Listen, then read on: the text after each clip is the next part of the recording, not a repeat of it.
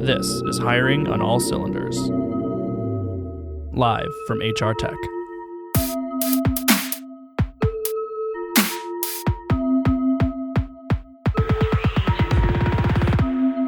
Good morning, HR Tech. It is bright and early on day 2, and as such, this episode is brought to you by Starbucks. Welcome back to Hiring on All Cylinders. I am, as always, Rob Stevenson with Intello, and I am positively chuffed to my giblets to be delivering to you another full day of HR, recruiting, and talent-related podcasts.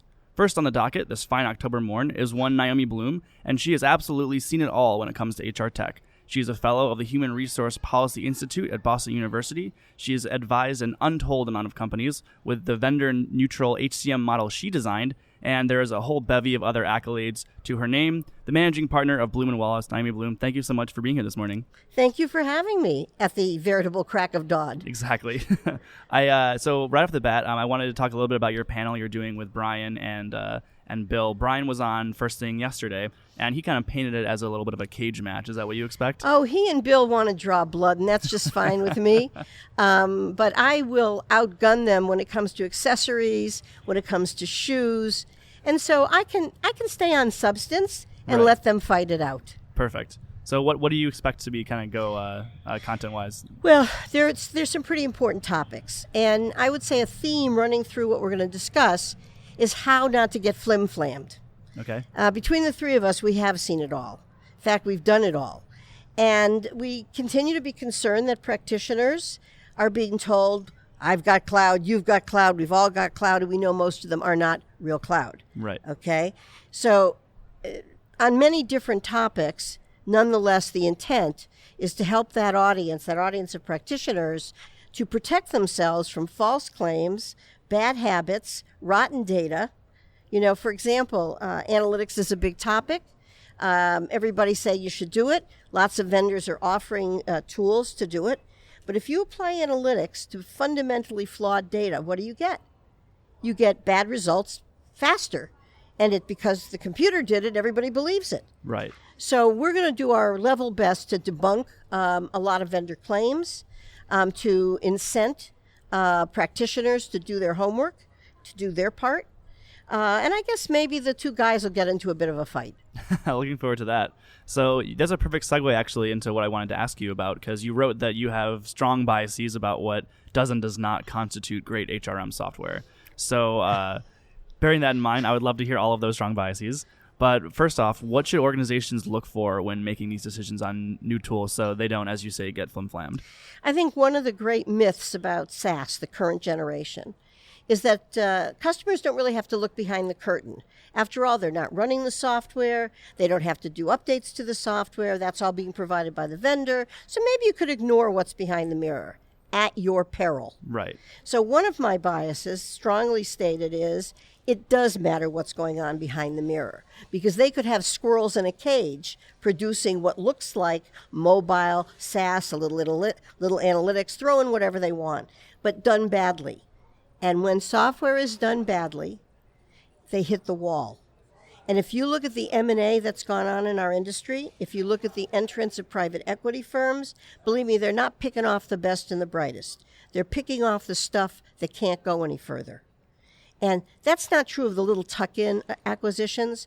But when you see, you're too young to remember, when you see a PeopleSoft in 2005 acquired hostily by Oracle, it's not because PeopleSoft was being reborn.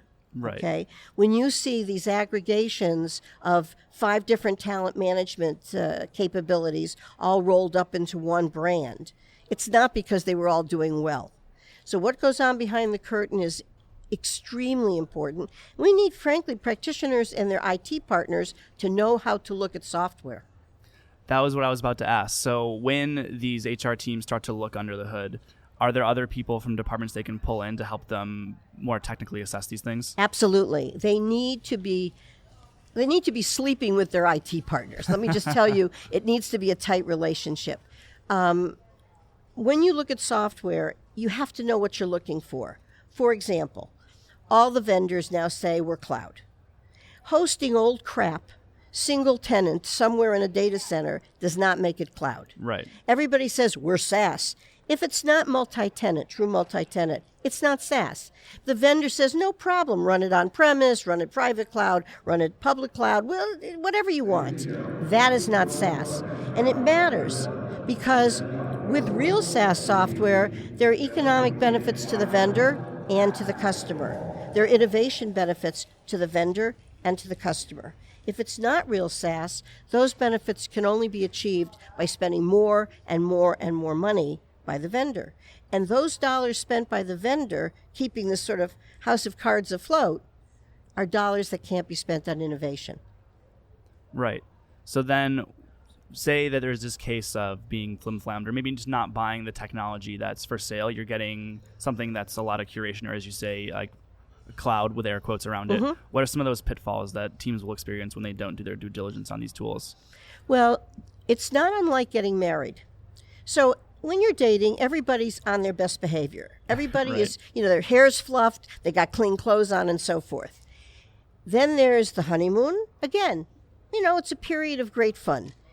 And then you wake up, it's time to go back to work, and you discover that he's using your toothbrush. Okay? And suddenly you go, wait a minute, I don't even know this guy. It's exactly that which happens when you haven't done your due diligence. It doesn't hit you the first minute. It doesn't hit you the second minute. It hits you right when you're trying to plan that implementation, and you discover that a capability that you were told was there is not there. Or you're told that, a great example, you were told, no problem, we handle the contingent workforce. Not just employees, but the contingent workforce. And it turns out they do handle the contingent workforce, but so separately and so differently that you can't get any aggregate analytics. So lots to look at. I love it. So just in general, the show this year, what are you looking forward to seeing? I've been at this show since its inception, except when a hurricane interfered. And it's a fabulous show. I mean, it's big and it's brawny and it's exciting, and everybody who's anybody shows up here. I think there's some definite themes, and many others have commented on them. I'm going to be looking for a couple of things. I'm going to be looking for more and more intelligence embedded in the software as we expect our managers, our employees, our applicants, our contingent workers, we're expecting them to be self-sufficient. We have fewer and fewer HR people, which means we need to embed into the software itself the intelligence that otherwise the HR person provides, or at least the good HR person provides. That's one thing. A second thing I'm looking for is ease of implementation. How automated is the implementation process? How much real work has to be done manually to get the darn thing up and running? I call it interrogatory configuration, lousy marketing term, but more and more vendors are on a path to really provide automated tools. Without that, the implementation can run far more than what you're paying for the software. Wonderful. So all of you out there listening to this, don't get flim-flammed. Look under the hood. Naomi, you're a dream. This has been awesome. Thank you so much for joining us. Thank you for having me. This was great.